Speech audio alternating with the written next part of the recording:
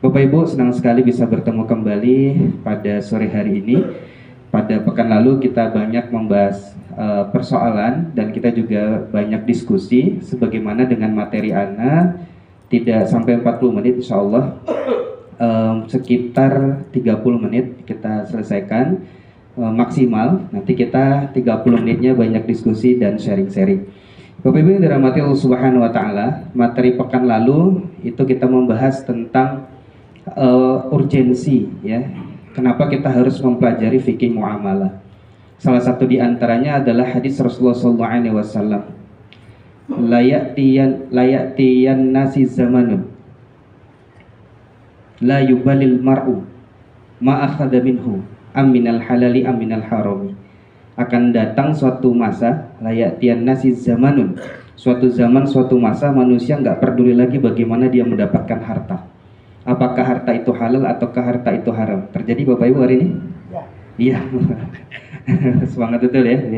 Kita diskusi aja, sharing aja. Bagaimana biasanya itu manusia hari ini tidak peduli lagi bagaimana dia mendapatkan harta, ataukah itu halal ataukah haram. Dan itu diingatkan oleh Rasulullah 1400 tahun yang lalu. Kemudian Anda juga menyampaikan bahwasannya kata Rasulullah SAW, la yazulu qadama ibnu adam yaumil qiyamah hatta min 'indi rabbih. Tidak akan melangkah kaki seorang anak Adam itu dari sisi Tuhannya nanti ketika kita di padang mahsyar. Ketika nanti di padang mahsyar kita akan dibangkitkan Allah Subhanahu wa taala. Kemudian setelah itu tidak ada yang mampu menolong dan semuanya dalam keadaan telanjang bulat. Dan setelah itu dia dibangkitkan sesuai dengan amalnya. Dia diberdirikan, didiamkan sama Allah setelah dia dibangkitkan dalam keadaan telanjang bulat. Kata Bunda Aisyah, bagaimana mereka tidak saling melirik? Kata Rasulullah, bagaimana mungkin mereka melirik sedangkan di depannya hanya dua pilihan, ke surga atau neraka. Kemudian dalam hadis yang lain, riwayat yang lain disebutkan mereka didiamkan oleh Allah Subhanahu wa taala selama 5000 tahun. 5000 tahun didiamkan. Kemudian setelah itu baru nanti ditanya. Yang pertama adalah wa umurihi fi ma'afnahu. Umurnya digunakan untuk apa? Kalau umurnya udah 50, 60 itu ditanya semua sama Allah sejak dia balik. Yang kedua adalah masa muda. Ya, masa mudanya itu digunakan untuk apa? Baru yang ketiga adalah wa'an malihi min aina iktisabihi wa fi ma'anfaqahu. Yang ketiga itu adalah hartanya, dari mana dia peroleh dan dibelanjakan kemana. Baru yang keempat, baru yang kelima ya. Yang kelima itu adalah tubuhnya, wa'an jismi fi ma'ablahu. Tubuhnya digunakan untuk apa? Berarti yang paling berat hisabnya hisab apa Bapak Ibu? Salah satunya harta. Kalau umur ditanya sekali, masa muda ditanya sekali. Harta 2 kali. Harta 2 kali Pak. Jadi sebenarnya yang perlu kita wanti-wanti itu adalah pertanggungjawaban harta kita nanti di padang mahsyar. Bapak Ibu dari Allah Subhanahu wa taala, kita itu nggak dimarahin sama Allah. Kamu itu di dunia kenapa nggak kaya? Itu nggak dimarahin sama Allah. Kamu kenapa nggak punya mobil? Itu nggak dimarahin sama Allah. Kamu di dunia kenapa nggak punya rumah? Itu nggak dimarahin sama Allah. Yang dimarahin adalah Allah ketika kita punya mobil, punya rumah, tapi dengan cara yang iya gitu. Itu dimarahin sama Allah. Di sini dulu evaluasi. Dan itu pertanggungjawabannya sangat berat. Kemudian itu hadis yang kedua. Hadis yang ketiga juga kata Rasulullah SAW, sudah Anda sampaikan juga pada pekan lalu, la yu'jibuka imru'un kasaba. Jangan membuatmu takjub orang-orang yang mendapatkan harta dengan cara yang haram. Apabila dia wa infaqo au tasaddaqa bihi lam yuqbal. Kalau hartanya disedekahkan, diinfakkan, dia tidak diterima. Kalau kemudian yang kedua hartanya didiamin saja, maka kemudian tidak diberkahi. Baru yang ketiga, kalau dia mati, maka hartanya akan menjadi bekal dia ke neraka. Nah itu efek dari harta haram. Na'udzubillahi min dzalik. Sudah, itu hadis yang ketiga. Dan banyak sekali hadis-hadis yang Anda sampaikan, termasuk ayat Quran dan seterusnya. Bahkan terakhir tadi disinggung soal riba. Riba itu salah satu dosa yang sangat besar. Yang kemudian kemarin ada ada orang pemakan riba, gimana Bu kemarin Pak? Perutnya sebesar rumah dan isi dalam perutnya itu ular-ular berbisa. Masih ingat ya? Nah itu orang yang makan riba. Tenang aja, itu masih di alam barzah, belum di akhirat. Tenang aja, itu siksanya masih di alam barzah, belum nanti di akhirat atau belum nanti di neraka. Tenang aja, insya Allah dapat bagiannya. Na'udzubillah min dzalik ya. Bagi mereka yang mengambil riba. Kita akan bahas tentang karena materi kita ini berkesinambungan, maka materi-materi yang Anda sampaikan insya Allah juga berkesinambungan dan memang ada prosesnya, ya. Ada prosesnya, ada tahapan-tahapannya. Kalau kita bicara tentang fikih muamalah, ini adalah salah satu di antara hukum syariat. Mungkin Anda sampaikan dulu yang ini. Jadi Bapak Ibu yang dirahmati Allah Subhanahu wa taala, Islam itu bukan hanya sholat, zakat, puasa. Jadi dalam kitab Nizamul Islam disebutkan al-Islamu huwa dinul ladzi anzalallahu ala sayyidina Muhammadin sallallahu alaihi wasallam litanzimi alaqatil insani bi khaliqihi wa bi nafsihi wa bi ghairi min badil insan. Yang namanya Islam itu adalah agama yang sempurna, syamilan wal kamilan, dia mengatur 3 dimensi.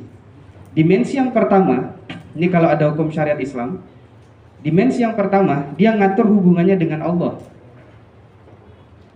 Itu berupa aqaid dan ibadah, keimanan, akidah, sholat, zakat, puasa, haji, umroh. Jadi kalau Bapak Ibu, afwan, kalau sudah ritualnya bagus, misalkan sholatnya bagus, kemudian setiap tahun umroh, setiap tahun haji misalnya, kemudian setelah itu rajin puasa Ramadan, rajin puasa Senin Kamis, tahajudnya mantap, duanya keren, itu sebenarnya baru 1 dimensi dan itu baru 1/3 dari syariat Islam. Itu baru 1/3. Yang berikutnya mana Ustaz? Yang berikutnya adalah hablum minan nafsi. Syariat yang mengatur hubungan dirinya sendiri dengan dirinya sendiri. Nah, itu berupa ada makanan, ada kemudian minuman, ada kemudian pakaian, dan yang keempat adalah akhlak. Jadi akhlak itu dalam kitab Nizamul Islam itu masuk kategori hablum minan nafsi. Ya, hablum minan nafsi. Kemudian makanan masuk ke hablum minan nafsi. Bagaimana aturan terkait dengan pakaian? Hablum minan nafsi. Baru yang ketiga itu hablum minan nas. Hablum minan nas selama ini apa Bapak Ibu yang taunya? Baik sesama tetangga gitu ya. Baik sama keluarga gitu. Ternyata bukan hanya itu. Islam memberikan seperangkat sistem yang luar biasa yang disebut dengan hablum minan nas, nanti dibagi 2. Yang pertama ada muamalah. Bisa lihat muamalah. Nah, jadi mau kita bahas nanti muamalah, tapi bagian kecil lagi dari muamalah itu. Yang pertama muamalah, yang kedua ukubat. Muamalah dan ukubat. Ukubat ini sanksi pidana. Kalau Bapak Ibu sekarang kalau misalnya masuk ke pengadilan, kira-kira yang digunakan itu kitab yang digunakan KUHP atau pakai Quran dan Sunnah? KUHP. Nah, padahal Islam punya namanya ukubat. Nanti kita bahas. Tapi panjang sekali. Tapi intinya gini.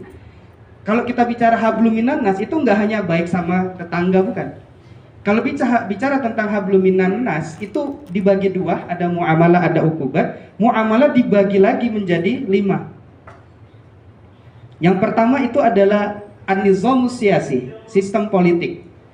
Gitu. Namanya siasah Islamiyah, siasa Islamiyah. Dipelajari baik itu di Ummul Qura, di Madinah, kemudian di Mesir, di mana? Di UIN itu dipelajari namanya sistem politik.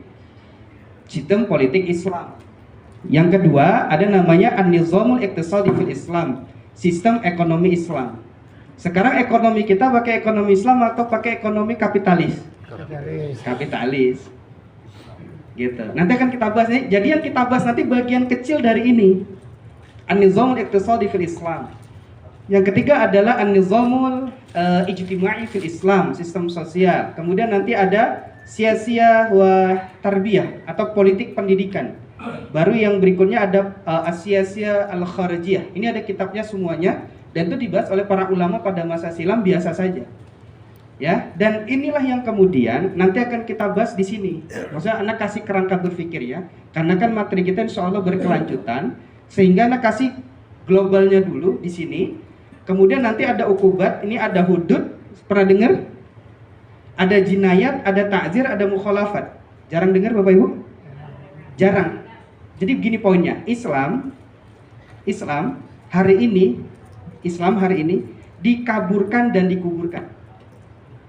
Jadi syariat Islam yang syamilan wal kamilan, sempurna menyeluruh, itu tadi di apa Bapak Ibu? Dikaburkan dan dikuburkan. Kalau nggak bisa dikuburkan, syariat Islam itu minimal dikaburkan gitu.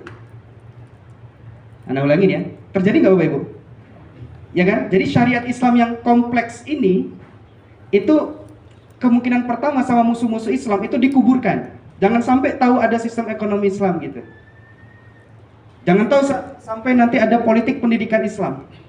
Nanti kalau pakai politik pendidikan Islam, itu nanti anak-anak di sekolah itu jadi bertakwa kepada Allah. Orang-orang kafir takut. Nah gitu dia, namanya sistem politik pendidikan Islam.